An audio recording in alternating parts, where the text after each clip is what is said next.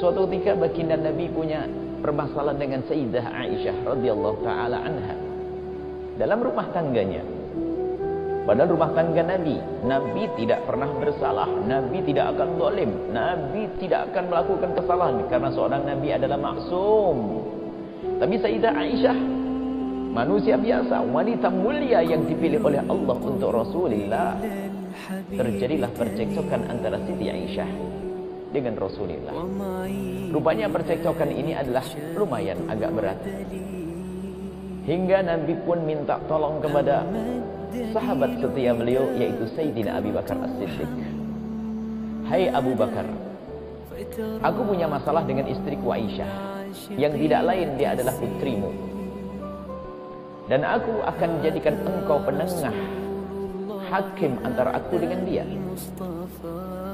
Sayyidina Abu Bakar As-Siddiq di saat diminta untuk menjadi hakim antara Rasul dengan putri beliau, menolak. Ya Rasulullah, bagaimana aku akan menjadi penengah? Engkau adalah Rasulullah dan yang satu lagi adalah putriku. Lalu Nabi berkata, ini perintah dariku, lakukanlah. Maka Sayyidina Abu Bakar As-Siddiq pun menjalankan tugas Nabi untuk menengahi.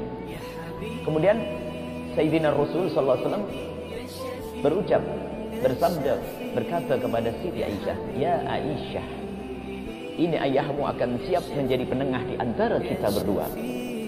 Sekarang siapa yang bicara lebih dahulu, Aisyah, aku atau kamu?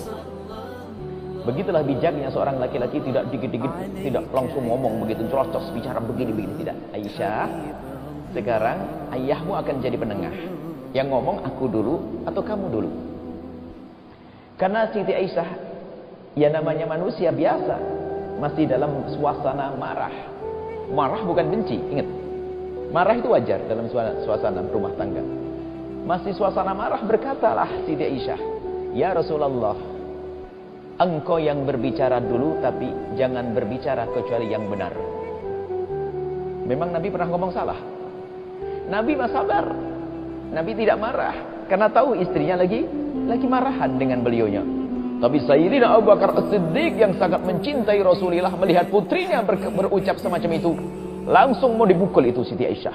Dipukul, dan di saat dipukul lari Siti Aisyah, dikejar Siti Aisyah. Kemudian di saat berlari Siti Aisyah dikejar, berputar-putar di sekitar tubuh Nabi. Kemudian setelah itu apa? Siti Aisyah berlindung di bawah dadanya Rasulullah, minta perlindungan kepada Rasulullah agar tidak dipukul oleh Sayyidina Abu Bakar As-Siddiq. Karena Siti Aisyah sudah ditangkap di pelukan Rasulullah, lalu berkata kepada Abu Bakar, stop Abu Bakar, jangan lakukan ini. Kemudian Siti Aisyah melihat wajah Nabi yang semula marahan, lihat keadaan yang tanpa disadari sudah diada di dada dan di pelukan Rasulullah. Siti Aisyah merasa malu dan tertunduk. Diangkat wajah dari Rasulullah. Kemudian yang terjadi adalah senyum indah dua orang suami istri yang saling mencintai. Lihat, ada permasalahan. Dalam rumah tangga ada permasalahan. Dan ini kan sebuah contoh bahwa seorang laki-laki yang bijak dan wanita yang hebat, solehah, kalaupun punya permasalahan, jangan pergi ke tetangga.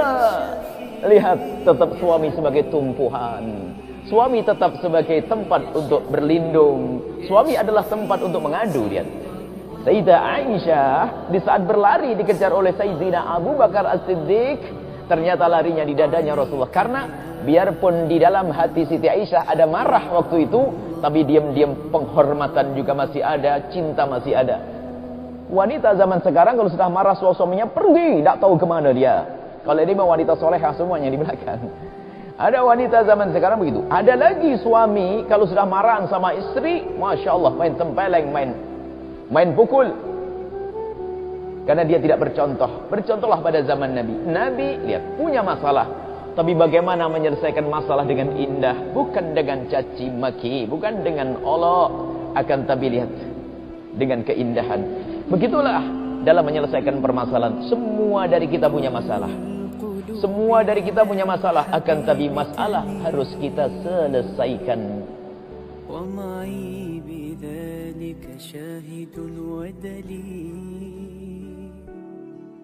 أما الدليل إذا ذكرت محمدا